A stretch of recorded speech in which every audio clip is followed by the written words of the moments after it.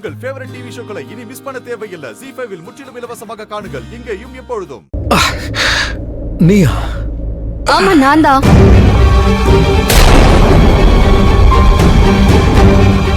என்னாச்சு? நீ யாரை தேடுற? ஏதாவது வேணுமா? You need something? Good morning. Good morning. Good morning. By the way, coffee குடி. Your favourite?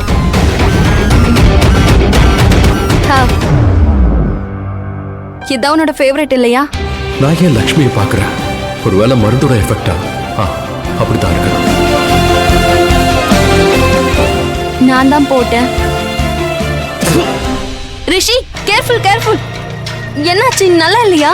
சொல்லு, உனக்கு இது பிடிக்கலையா? ப்ளீஸ் சொல்லு, உனக்கு இது பிடிக்கலையா? இங்க பாரு, நான் ஒரு தடவை தான் போய் சொல்லுவேன். திரும்ப திரும்ப கேட்டா நான் உண்மையை சொல்லிடுவேன். அப்படின்னா நீ சொல்ல தேவையில்லை. இந்த காஃபி எவ்வளவு கேவலமா இருக்கு. நான் எவ்வளவு நல்லா தூங்கிட்டு இருந்தேன். தூக்கம் கலையவே இல்லை. ஆனா இந்த காஃபி ஒரு சிப் குடிச்சதும் என் தூக்கம் எல்லாம் பறந்து போயிடுச்சு. இப்ப பயங்கரமா எனர்ஜி வந்துருச்சு. Good morning Rishikanna. இங்க பாரு, மார்க்கஸ் சன்ஸ்ல இருந்து மெயில் வந்திருக்கு. ஓகே டாடி, இந்த மார்க்கஸ் அண்ட் சன்ஸ் இது US பேஸ்ட் கம்பெனி தானே? நான் நினைச்சேன் காலையில எழுந்ததும் ரிஷியை தொல்லை கொடுக்கறதுக்காகவே இங்க வந்து நிப்பீங்கன்னு நினைச்சா அதே மாதிரி இங்க நின்னுட்டு இருக்கீங்க.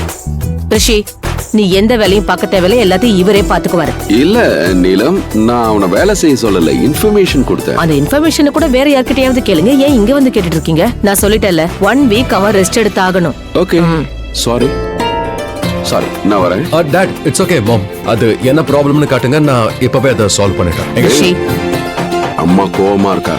2 பேரும் காலி. பாய் பாய் மேடம். மலேஷ்கா ஆண்டி, நீயும் போய் டிஃபன் சாப்பிடு. ரிஷிக்கு நான் பிரேக்ஃபாஸ்ட் கொடுக்குறேன். Sure, I'll see you.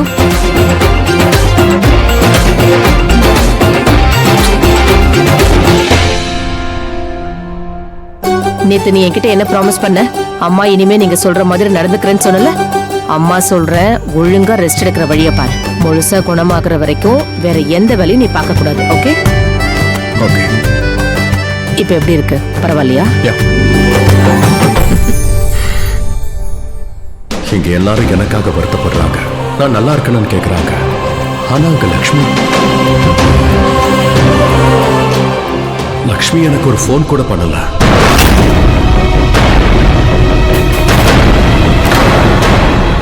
என்ன அப்படி பாக்குறீங்க? நான் தான் பல்விந்தர், உங்க பல்லு. உங்க வீட்டுக்கு மாப்பிள்ளையா வர இருந்தனே, அதுக்குள்ள மறந்துட்டீங்களா? உள்ளலாம் கூப்பிட மாட்டீங்களா? உன்னை உள்ள கூப்பிடுறதுக்கு இது என்ன உன் அப்பா வீடா? என்ன தைரியம் இருந்தா நீ என் வீட்டுக்குள்ள வந்து நிப்ப? போடா, கெட் அவுட் எக்ஸ்டீரியர். எதுக்காக ஆண்டி கோவப்படுறீங்க? நான் தான் உள்ள வரவே இல்லையே. வந்த விஷயத்த சொல்லிட்டு நான் பாட்டுல போயிட்டு இருந்தேன். நான் சொல்ல வந்த விஷயத்த ஒரு தடவையாவது கேளுங்களேன். நீ என்னத்தடா சொல்லுவ? நீ ஒரு சரியான டஸ்ட்பின். வாயை திறந்தாலே நாக்கு அடிக்கும். அப்படிலாம் இல்ல, அந்த வாடை வரக்கூடாதுதான் நான் வந்திருக்கேன். அது வந்து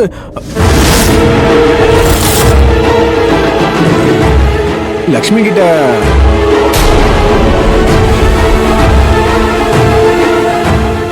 கிட்ட மன்னிப்பு கேட்க வந்திருக்கேன். நான் பெரிய தப்பு பண்ணிட்டேன் லக்ஷ்மி, என்ன மன்னிச்சுக்க. உன்னை நினைச்சு நான் ரொம்ப துடிச்சு போயிட்டேன். அது வந்து என்னன்னா, நான் உன்கிட்ட மன்னிப்பு கேட்காம ரொம்ப துடிச்சு போயிட்டேன். நான் வீட்டுக்கு வந்தப்போ உன் தங்கச்சியை பார்க்க வந்ததா நான் கேள்விப்பட்டேன். அதான் லக்ஷ்மி, நான் நேரம் இங்க வந்துட்டேன். உன்னை நேர்ல பார்த்து மன்னிப்பு கேட்கலான்னு வந்திருக்கேன். அப்புறம் நீ உன் மாமியார் வீட்டுக்கு போயிடுவேன். எந்த மாமியார் வீடு? ஒரு நிமிஷம் நேஹா. பல்விந்தர் என்கிட்ட பேசுறான். இல்ல, பேசு. என்ன சொல்லணும்? நான் உங்ககிட்ட மன்னிப்பு கேட்கலாம் தான் இங்க வந்திருக்கேன். நான் வேற எதுக்காகவும் வரல.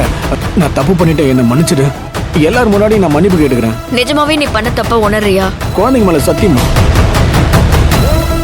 என் குழந்தைங்க மேல சத்தியமா அவங்க என் கூட தான் இருக்காங்க. எனக்கு கல்யாணம் ஆயிடுச்சு தெரியல. பண்ண தப்புல இருந்து பாடத்தை கத்துக்க, அதுதான் உனக்கு நல்லது.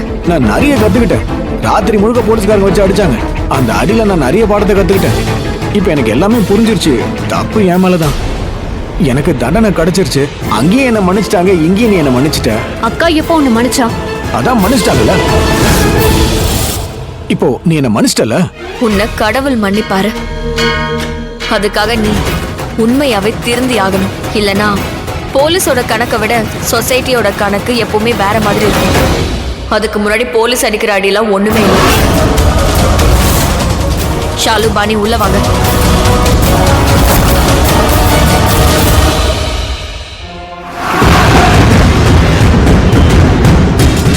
என்னாச்சுக்கா?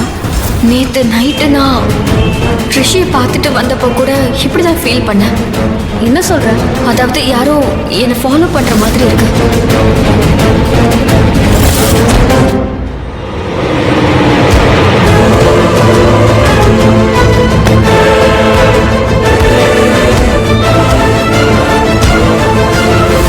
அந்த ரவுடி பல்வேந்தர் ஒருவேளை அவனா இருக்குமோ? யாரோ ஃபாலோ பண்றதா அக்காவும் ஃபீல் பண்ணிருக்கா. அதோட இன்னைக்கு அந்த பல்வேந்தரும் வீட்டுக்கு வந்துட்டு போனான். பல்வேந்தர், இது நீதான் எனக்கு தெரியும். இங்க பாரு, என் கிட்ட வராத, இல்லைன்னா நான்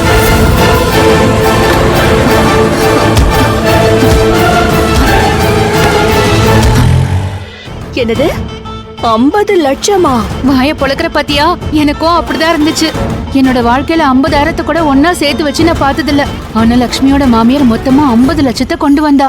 ஆனா லக்ஷ்மி ஸ்டொமக் பர்னிங். ஐயோ, இவ்வளவு கூட இங்கிலீஷ் தெரியாதா உனக்கு? ஸ்டொமக் பர்னிங் அப்படின்னா வயித்தெரிச்சல். அவ சரியான வயித்தெரிச்சல். 50 லட்சத்தை போய் வேண்டான்னு சொல்லிட்டா தெரியுமா? அவளுக்கு கடவுள் நல்ல ஜாதகத்தை கொடுத்திருக்காரு. அதை பயன்படுத்திருக்கலாம்ல. அந்த மார்க்கேஷ தோஷமும் நீங்க இருக்கும், எங்க ஏழ்மையும் நீங்க இருக்கும். ஆனா நீதான் இதெல்லாம் நம்ப மாட்டியே. 50 லட்சம் கிடைச்சா எதை வேணா நம்புவேன். முதல்லயே எனக்கு தெரிஞ்சிருந்தா லக்ஷ்மியோட ஜாதகத்தை போலவே நேஹாவுக்கும் ஒரு ஜாதகத்தை ரெடி பண்ணி வச்சிருப்பேன். ஏன் ஜாதகம் சரியில்லை, எல்லாம் இப்பதான் தெரிய வருது. என்ன பண்ணி தொலைறது? இன்னும் 50 லட்சத்துக்கு அழுதுட்டு இருக்கியா? ஏண்டி 50 லட்சம் ரூபாவை நான் இழந்திருக்கேன்டி. அழமாட்டேனா என்ன? சரி, 50 லட்சம் ரூபாய் இருக்கட்டும். அது உன் கைக்கு எப்படி வரும்? ஒருவேளை லட்சுமி அந்த 50 லட்சம் ரூபாவை வாங்கி இருந்தா அத அவகிட்ட தான் வச்சிருப்பா, பேங்க்ல. என்னடி நீ கற்பனையில கூட அந்த 50 லட்சத்தை எடுக்க விட மாட்டேங்கிற? நீ என் ஃப்ரெண்டுல எனிமிதான், எனிமி. நான் சொல்றத கேளு. 50 லட்சம் ரூபாய்க்கு சொந்தக்காரியாக ஒரு வழி இருக்கு. இங்க பாரு, என்கிட்ட ஒரு அற்புதமான பிளான் இருக்கு. ஓபராய் குடும்பத்துக்கு லக்ஷ்மி ரொம்பவே அவசியமான ஒரு ஆளு. ஏன்னா இது அவங்க மகனோட வாழ்க்கை பிரச்சனை. 50 லட்சம் ரூபாயை நான் வாங்கியே தீருவேன், அதுவும் லக்ஷ்மிக்கு பதிலா. மாம், கம் ஆன். லக்ஷ்மியே வேண்டான்னு சொல்லியாச்சு. அவங்க போக மாட்டான். ஐயோ மைண்ட்லெஸ் பொண்ணே, லக்ஷ்மி போக மாட்டா. அவளோட தங்கச்சிங்க தான் ஓபராய் குடும்பத்துக்கிட்ட போவாங்க. அவங்க கிட்ட போய் அழுவாங்க, மண்டிட்டு கெஞ்சுவாங்க. பணத்துக்காகவா? ஆஹா, லக்ஷ்மிக்காக. ஏன்னா நான் லக்ஷ்மிய கிட்னாப் பண்ண போறேன். அதோட நீலம் எனக்கு 50 லட்சம் ரூபாய கொடுக்காத வரைக்கும் நான் அவளை விட மாட்டேன். லக்ஷ்மி விரும்பாட்டாலும் கண்டிப்பா அந்த வீட்டுக்கு போயே ஆகணும். ஏன்னா அவளோட சிஸ்டர்ஸ் ப்ராமிஸ் பண்ணிட்டு வந்திருப்பாங்க. அப்போ லக்ஷ்மி அங்க, 50 லட்சம் ரூபாய் இங்க. சொல்லுங்க, எப்படி இருக்கு என் பிளான்?